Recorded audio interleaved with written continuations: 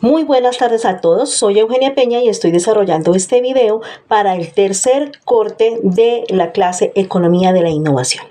Bienvenidos a todos, quiero tocar un tema muy interesante en estos cortos minutos acerca del proceso de difusión de la innovación en el comportamiento empresarial y sectorial con un tema súper interesante del cual todos somos expertos y es el teletrabajo.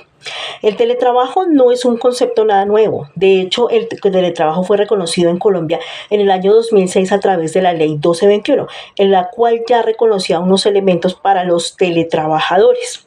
De hecho, quiero hablar acerca de tres elementos de análisis que son los elementos de la difusión de la innovación, que son la epidemia, el rango y el stock.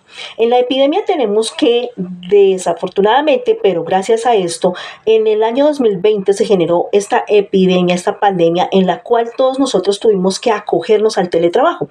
Y gracias a que nos acogimos al teletrabajo fue que nosotros pudimos llegar a un patrón similar al de la epidemia de la pandemia, diseminando este concepto del teletrabajo. Por tanto, se utilizó el concepto de epidemia.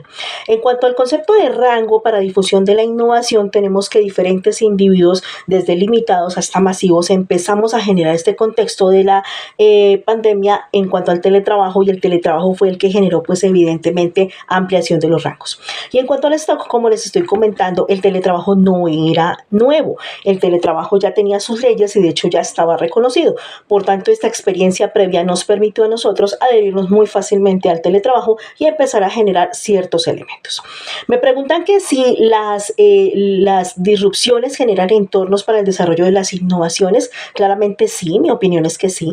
Esta disrupción, esta brusquedad con la que entró este elemento pandémico en nuestras vidas nos permitió evidentemente sacarle algo supremamente importante, y fue que según la revista Time para 2020, el mayor experimento que se ha desarrollado en casa en el mundo acerca del teletrabajo evidentemente se desarrolló en la pandemia, puesto que nos obligó a emprendedores, empresarios y personas del común generar elementos en cuanto al teletrabajo y tratar de desarrollarlo al máximo.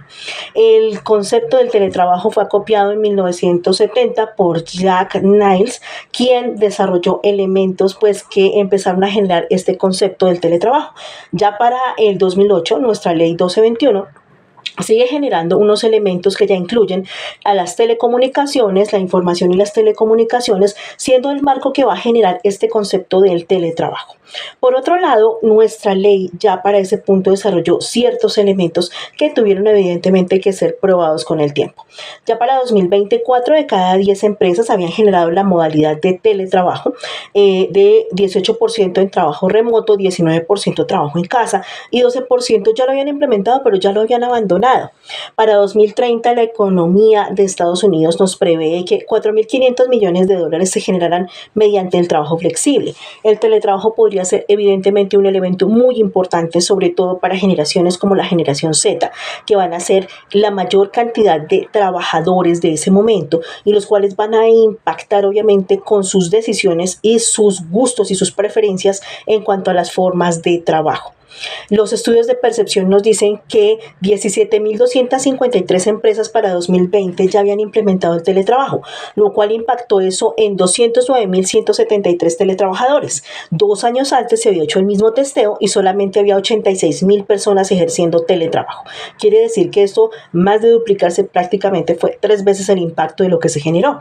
75% de las personas hoy día eligen el teletrabajo como su forma favorita de trabajo, y según los estudios de percepción hay personas que prefieren no ganar ciertos montos con tal de que les permitan esta opción de quedarse en casa para tener mayor calidad de vida y evidentemente seguir apropiando elementos en cuanto al teletrabajo. El teletrabajo tiene mucho que enseñarnos y mucho todavía por desarrollarse en cuanto a innovación y en el general evidentemente es un elemento muy disruptivo.